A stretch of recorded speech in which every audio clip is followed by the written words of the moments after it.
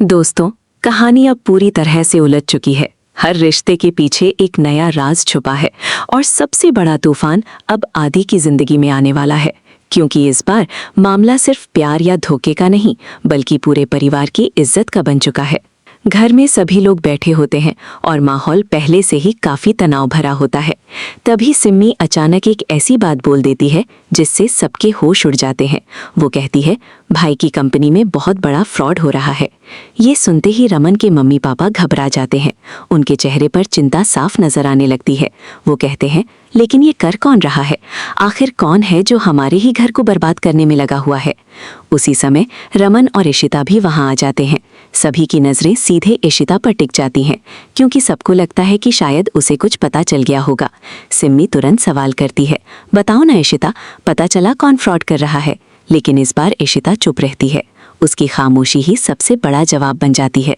सिम्मी मुस्कुराती है और फिर खुद ही बोलना शुरू कर देती है, मैं बताती हूँ, ये सब इसी घर के लोगों ने किया है और किरण तो गिरफ्तार भी हो चुकी है। अब इससे ज्यादा सबूत क्या चाहिए? ये सुनकर पूरा परिवार सन्न रह जाता है।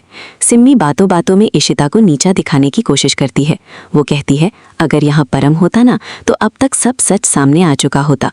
और इशिता, तुम्हें परम से माफी मांगनी पड़ेगी, क्योंकि तुमने उस पर बेवजह शक किया। तभी अचानक परम भी वहां आ जाता है। माहौल और ज्यादा भारी हो जाता है। रमन को ये सब बिल्कुल पसंद नहीं आता। वो साफ मना कर देता है कि इशिता किसी से माफी नहीं मांगेगी, लेकिन इशिता सबको शांत करने के लिए कहती है, ठीक है, अगर माफी मांगने से बात खत्म होती है तो मैं माफी मांग लूंगी। परम तुरंत मासूम बनने की एक्टिंग करता है, अरे नहीं इशिता जी, आप क्यों माफी मांगेंगी? हम तो आपके सामने हाथ जोड़ते हैं। लेकिन ये सब देखकर रूही के अंदर गुस्सा भर जाता है। उसे पता है कि उसकी माँ सच बोल रही है, फिर भी वो ये सब क्यों सह रही है? उसकी आंखों में आंसू आ जाते हैं। उधर दूसरी तरफ आलिया लगातार आदि से बात करने की कोशिश कर रही होती है, लेकिन आदि का व्यवहार दिन ब दिन बदलता जा रहा होता है।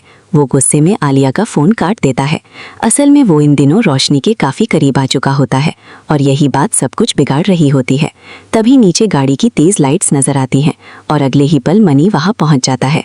जैसे ही उसकी नजर आदि पर पड़ती है, वो अपना आपा खो बैठता है। वो बिना कुछ सोचे समझे सीधे आदि पर टूट पड़ता है और उसे बुरी तरह मारना शुरू कर देता है। तुम मेरी बेटी की जिंदगी बर्बाद कर रहे हो, मनी गुस्से में चिल्लाता है।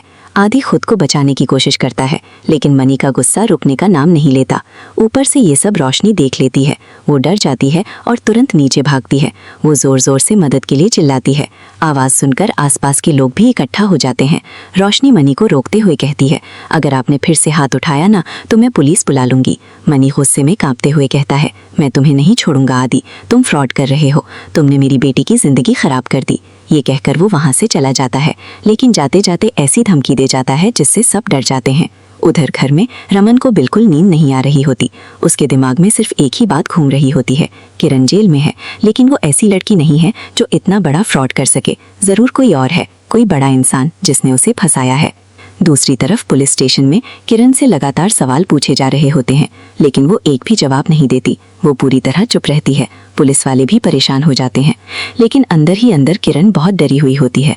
वो किसी आदमी को फोन करने की कोशिश करती है और धीरे से कहती है, अगर तुमने मुझे बाहर नहीं निकाला तो मैं सब सच बता दूंगी। उसकी आवाज में डर भी होता है और धमकी भी।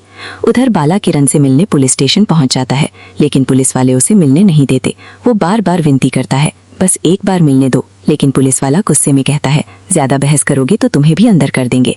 बाला का गुस्सा बढ़ता जाता है और बात इतनी बढ़ जाती है कि पुलिस वाले उसे पकड़ने ही वाले होते हैं। तभी परिवार वाले बीच में आकर उसे संभाल लेते हैं। इधर दूसरी तरफ आलिया और रोशनी के बीच नजदीकियां बढ़ती जा रही होती हैं। रोते हुए उससे माफी मांगती है, मेरी वजह से तुम्हारे साथ इतना सब हो रहा है। लेकिन आदि उसका हाथ पकड़कर कहता है, नहीं, ये मेरी मर्जी है, मैं खुद तुम्हारे करीब आना चाहता हूँ। धीरे धीरे दोनों एक दूसरे के और करीब आ जाते हैं, लेकिन दूसरी तरफ आलिया पूरी तरह टूट चुकी होती है। उसे डर लगने लगता है कि अगर ये सच सबके सामने आ गया तो सब कुछ खत्म हो जाएगा। उधर रूही भी बहुत परेशान होती है। तभी उसके फोन पर कॉल आता है। वो बाला के बेटे का फोन होता है। वो रोते हुए कहता है, रूही प्लीज पापा को बचा लो, वो घर नहीं लौट रहे। रूही तुरंत घबरा जाती है। तभी सामने से आलिया आती है और उसी समय आदि भी वहां पहुंचने वाला होता है। उधर रमन फोन पर बात करते हुए कहता है, समझ नहीं आ रहा, परिवार में इतना सब कुछ हो रहा है, आखिर असली गुनहगार कौन है? और तभी घर के दरवाजे पर फिर से मनी पहुंच जाता है। इस बार उसका गुस्सा और भी ज्यादा खतरनाक होता है। वो आते ही चिल्लाने लगता है, आप लोग मानो या ना मानो, लेकिन आपका बेटा मेरी बेटी की जिंदगी बर्बाद कर रहा है। रमन उसे शांत करने की कोशिश करता है। हो सकता है कोई गलतफहमी हो, लेकिन मनी साफ कह देता है, कोई गलतफहमी नहीं है, अगर भरोसा नहीं है तो चलो अभी उसके घर। इतने में परम भी वहां आ जाता है और दूसरी तरफ इशिता सब कुछ चुपचाप देख रही होती है।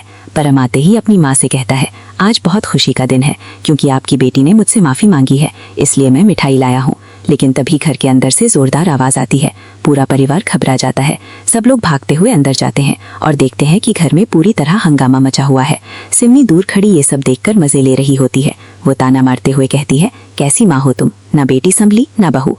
रमन अब भी कोशिश कर रहा होता है कि बात शांत हो जाए, लेकिन मनी बार बार एक ही बात दोहरा रहा होता है, मैं जो कह रहा हूँ वो सच है। और तभी दरवाजा खुलता है। आदि अंदर आता है। रूही उसके साथ होती है, लेकिन जैसे ही उसकी नजर मनी पर पड़ती है वो आंखें तक नहीं मिला पाता। मनी उसे अंदर चलकर बात करने के लिए कहता है, लेकिन आदि साफ मना कर देता है, मैं सिर्फ अपने पापा से बात करूंगा, आपसे नहीं।